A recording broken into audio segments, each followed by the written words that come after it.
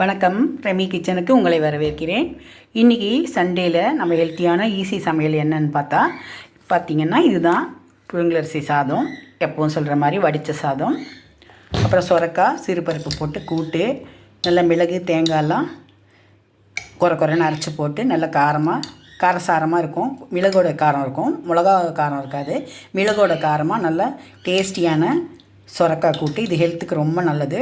இதை எல்லாருமே வாரத்தில் ஒரு நாள் வீட்டில் சமைச்சு சாப்பிடுங்க. சுரக்காவை சாப்பாட்டில் வாரத்தில் ஒரு வாட்டி 2 வாட்டி வாரத்தில் சேர்த்துட்டிங்கன்னா ரொம்ப நல்லது. ஹெல்த் பெனிஃபிட்ஸ் நிறைய இருக்குது. இதை நம்ம வாரத்தில் 2 நாள் வீட்டில் செய்து சமைச்சு சாப்பிடுவோம். சாம்பாராவோ கூட்டாவோ தொக்காவோ செய்து சாப்பிட்லாம். இது சப்பாத்தி தோசை கூட இது சாப்பிட சைட் டிஷ்ஷாக வச்சு நம்ம சாப்பிட்றதுக்கு ரொம்ப நல்லாயிருக்கும். இந்த மாதிரி கெட்டியாக பண்ணிங்கன்னா சாப்பிட்லாம். சாம்பார்லேயும் போட்டு சமைச்சு சாப்பிட்லாம். சுரக்காய் சிறுபருப்பு கூட்டு, அப்புறம் கொத்தவரங்காய் தேங்காய் போட்ட பொரியல்.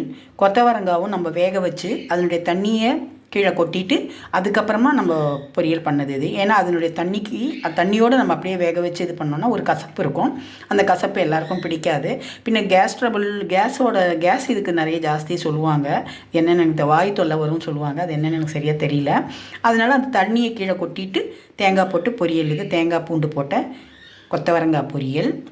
அப்புறம் மாங்காய் தயிர் போட்ட பச்சடி, காரப்பச்சடி. இது ஸ்வீட் பச்சடி கிடையாது. மாங்காவும் தயிர் தேங்காயெல்லாம் போட்டு கடுகெல்லாம் போட்டு அரைச்சி தயிர் போட்டு அரைச்ச சட்னி. இது ரொம்ப நல்லாயிருக்கும். இந்த சட்னி தயிர் சாதத்துக்கு ரொம்ப நல்லாயிருக்கும். இதை நீங்கள் செய்து 2 நாள் ஃப்ரிட்ஜில் வச்சு கூட சாப்பிட்லாம். ஏன்னா தண்ணி ஊற்றாமல் தயிர் போட்டு தான் அரைக்கணும், கெட்டு போகாது. மாங்காய் தயிர் பச்சடி. வெண்டைக்காய் மிளகா பொடி போட்டு காரசாரமாக வெண்டைக்காய் பொரியல். ஏன்னா இந்த பொரியல் காரம் கம்மியாக இருக்கும்.